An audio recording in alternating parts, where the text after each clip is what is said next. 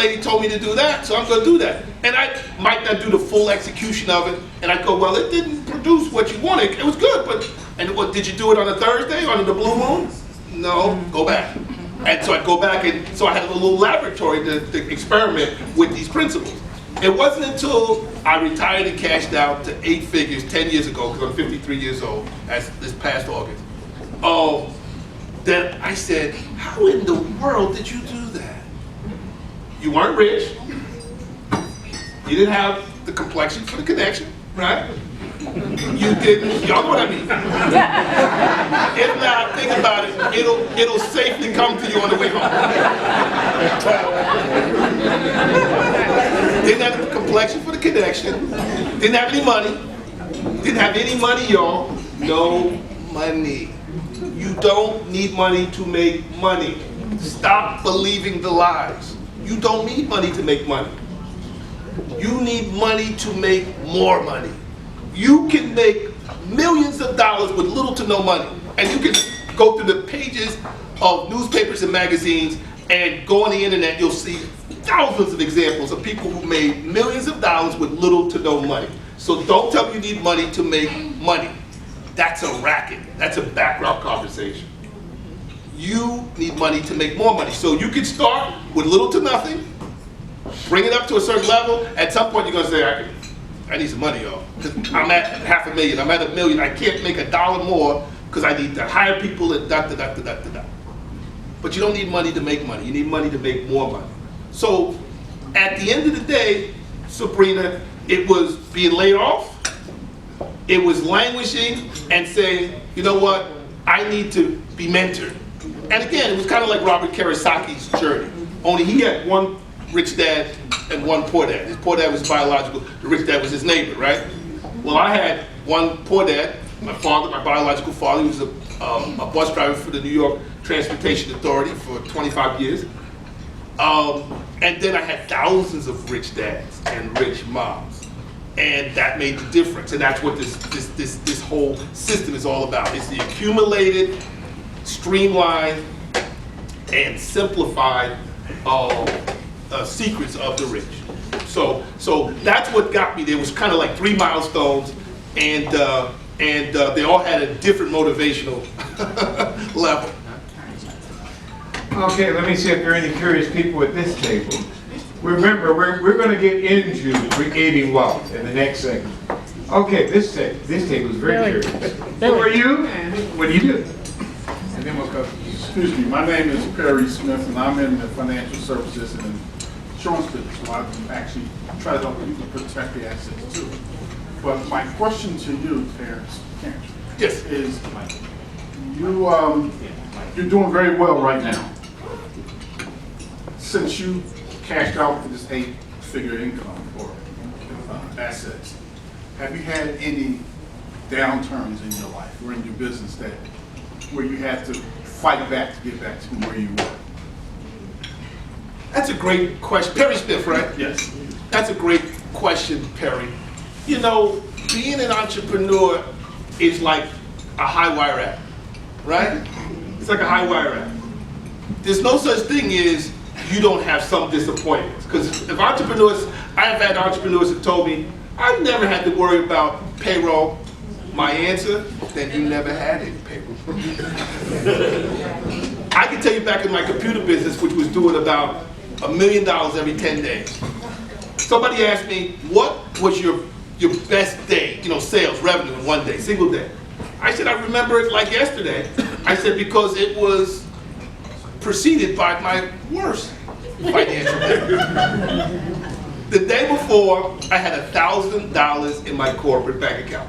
Not any more zeros, guys. Don't think I'm being cute. $1,000.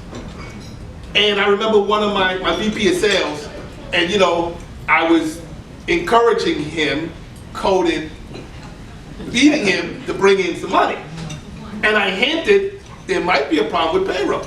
And he was making like $7,000 a month base salary. I had acquired him from Verizon Enterprise division. And so that was like 2 weeks ago. And so that's coming up on payday. This is Thursday, payday's tomorrow. And so he just wanted to make sure everything's gonna be fine like it always is, right? Because they don't see all the drama. Like, you guys have payroll, know what I'm talking about, that goes on before payroll, you know? So he said, well, is everything gonna be fine? And I said, well, what do you mean by fine? We have $1,000 in our corporate account. He said, good Lord, what are we gonna do? I said, I know you better sell, I know my job's already spoken for. He said, so what's gonna happen? And I said, well, God's gonna show up. He said, what do you mean?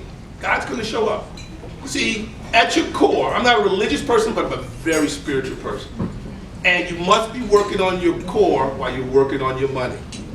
Money only makes you more of who you already are. So if you are generous and kind and positive, you come into some money, you're gonna be more generous. You're gonna be more kind. You're gonna be more positive.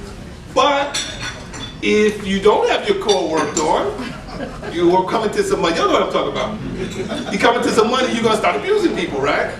You're gonna get arrogant, you're gonna be vain, and I tell my clients all the time, look, and I don't come from a religious reason when I talk to people about pride, ego, arrogance, and vanity.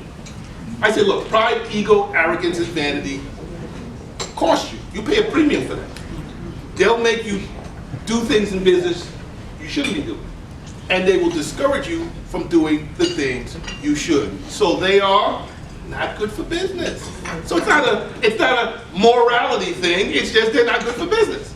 I've seen people turn down tremendous opportunities because of pride, ego, vanity.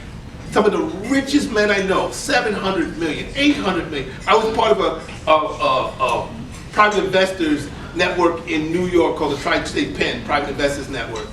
And I came into that, you had to be worth $5 million. I was like $7 million at that point. Let's just say most of the people didn't look like most of the people in this room, okay? And so I was the only one in the group, and they thought I was mute for 2 years. For 2 years, guys, I didn't say a word.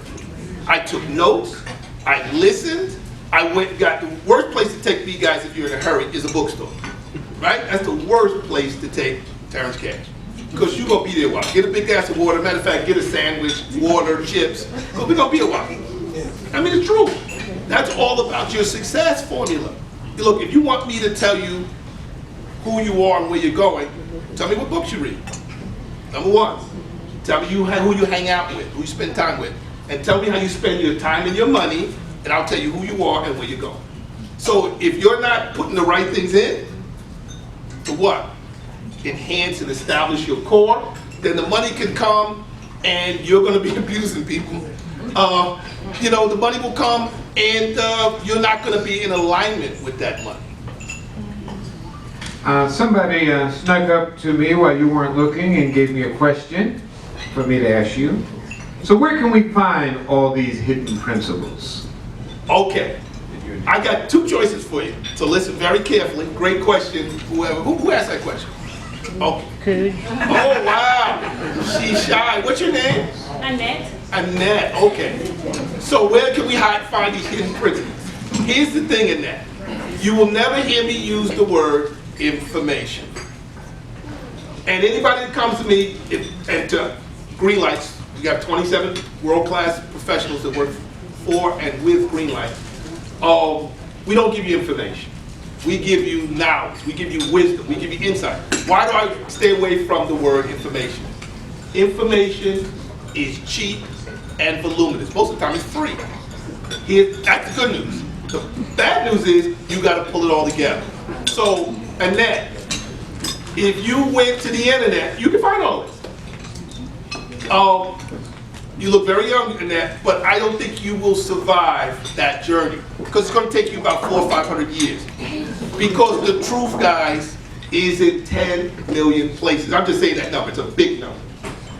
The truth is a little here and a little there and a nugget there and a germ there and a principle there. And so it's worse than trying to find a needle in the haystack because at least you know you're looking for a needle, right? And you know where is it? In a haystack. So it's like I said, Annette, you want the truth? You want the secrets? Just go over there when you find it, bring it here. You're like, bring what here? And where? Yeah, go over there, look for it, find it, and bring it back. Look for what? Look for it where? So you don't know where to look, and you don't know what you're looking for. So it will take you hundreds of years to get the accumulated secrets of the rich unless you have a guide, right? I'm not gonna be hiking through the Himalayas without a guide. I can read all the YouTube, I can look at all the YouTube videos, you know, Himalayan hiking, done easy. I'm not doing that. Guys, you want to do it? Let me know how it works out. Send me some pictures. Okay? I'm not doing that. I'm going to pay a top flight guy a lot of money with his team of llamas, right? They always got the llamas, right? You know, and whatever else they got, dogs, and they got the food, and they know the terrain, and now I'm ready because I'm trusting him. I'm not going to try to do that CTC, cut the check. I'm pretty handy around the house, believe it or not, guys. You never know it from, you know, my housekeeper and all the other things. I'm pretty handy. Mama Cash did a good job. She raised me right. I can cook, I can clean. I'm not cooking, I'm not cleaning. Okay? I'm not washing. We got a little mini fleet of BMWs because we're BMW coaches, right? They're all Alpine white. I'm not washing the cars, I'm not doing any of that. It has nothing to do with arrogance, pride, ego. Because remember I told you they're not good for business. It's because those who are less enlightened trade their time for money. The more enlightened, coded, rich, trade their money for time. Time is infinitely more valuable and expensive than money. I trade my time, I trade my money for time all the time. Okay? Because Bill Gates, one of the perennially richest men on the planet, right? He still got the same 24 hours you got, right? What do you think he would pay to get an extra 8 hours or 10 hours or 12 hours out of a day? He would pay his whole fortune because he could make it back 10 times over.